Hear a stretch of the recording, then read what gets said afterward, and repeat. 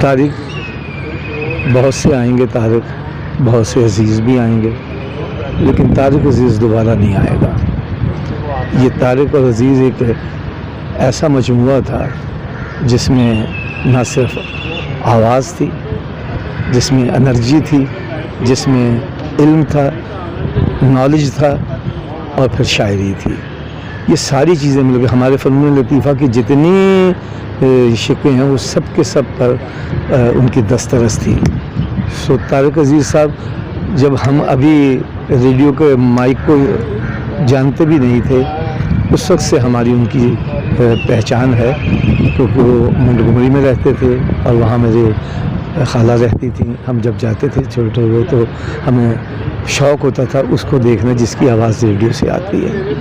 फिर उसके बाद एक मुद्दत तक 48 साल उनके साथ फिल्म में भी, टेलीविज़न में भी, थिएटर में भी बहुत काम किया है। बस तारिक अजीज़ थे। मैं उनका कवि साहब और तारिक अजीज़ साहब ने मिल के एक ड्रामा प्रोड्यूस किया था, पेंडू इन अमेरिका और पेंडू इन कनाडा। तो पौने 2 महीने के लिए वो हमें लेकर गए थे। तो 2 शो अमेरिका में करने के बाद हमें 2 शो कनाडा करने जाना था। फिर वहाँ से फिर वापस आए, फिर इधर 2 शो किए, फिर गए। फिर उसके बाद तीसरी दफ़ा जब बॉर्डर क्रॉस कर रहे थे तो हम सब तो एयरपोर्ट पे हमारे जो जिन्होंने वो शो परचेज़ किया हुआ था टोरंटो का, वो हमें एयरपोर्ट पे छोड़ के अपनी ज़िम्मेदारी अदा करके चले गए। हम सब के सब अंदर चले गए तो तारिक अजीज़ साहब को रोक लिया गया।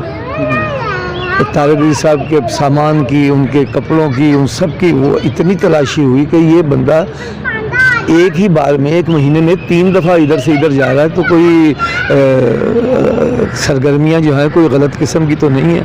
लेकिन अल्हम्दुलिल्लाह कुछ भी बरामद नहीं हुआ। बस ये हुआ कि इतनी देर लग गई कि हमारी फ़्लाइट चली गई और हम सारी रात एयरपोर्ट पर रहे और तारिक अजीज़ साहब को कहते रहे जी हम खाना ताड़े वालों बनता, ताड़ी वजह नाल असीं लेट हुए हैं। चले तारिक अजीज़ साहब तो इतनी बड़ी शख्सियत थे कि उनके बारे में कुछ कहने के लिए अल्फाज ही बहुत कम हैं।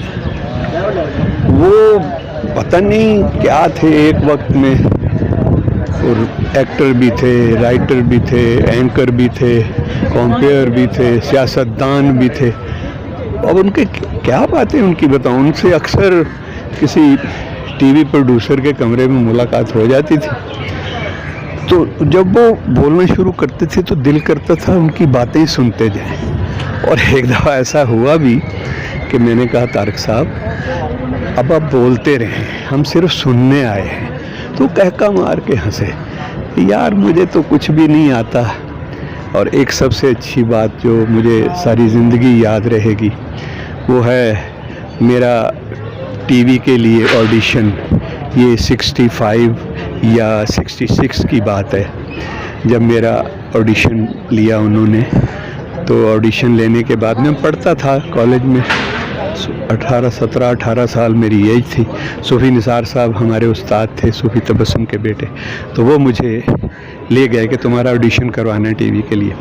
तो मैंने खैर वो जो उन्होंने कहा वो कोई ड्रामे के डायलॉग याद हों तो वो सुनाओ। मैंने कॉलेज में जो ड्रामा किया हुआ था वो बोल दिए।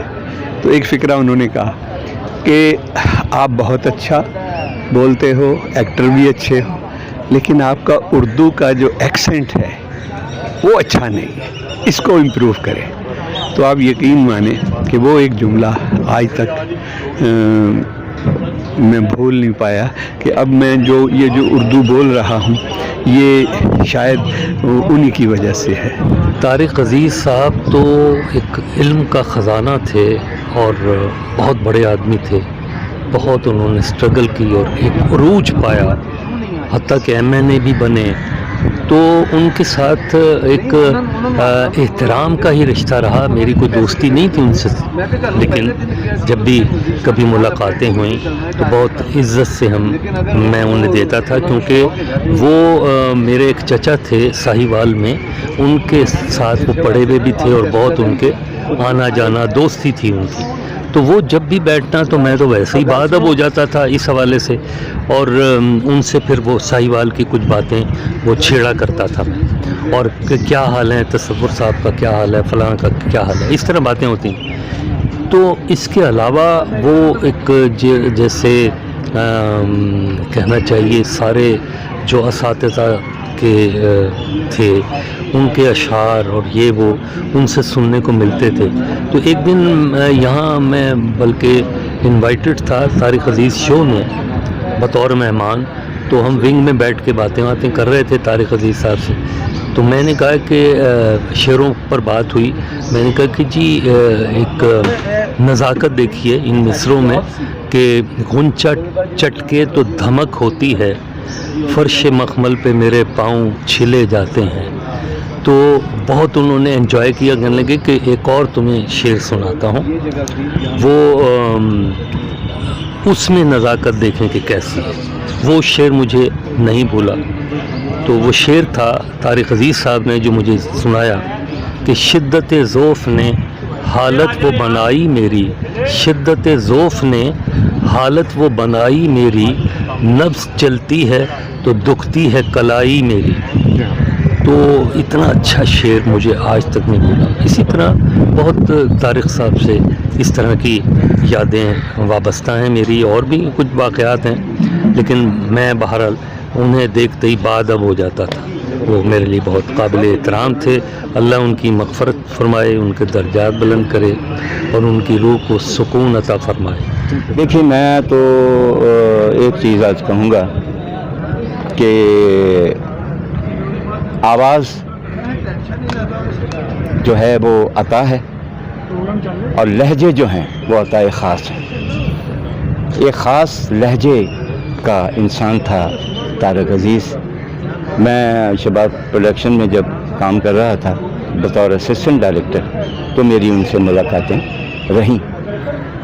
بڑے انٹلیکچولی وہ چونکہ زمانہ پڑھ لیا تھا انہوں نے, وقت پوری طرح اچھی طرح جو تھا وہ اس کو دیکھ بھال بھی لیا تھا. اس لیے ان کے جو نظریات تھے, جو ان کے انداز تھے, جو ان کی گفتگو تھی, اس میں ایک بڑا وقار تھا. آپ ان کی آواز کے مداح ہیں؟ میں اس لیے مداح ہوں کہ وہ ایک بالکل انفرادی آواز تھی.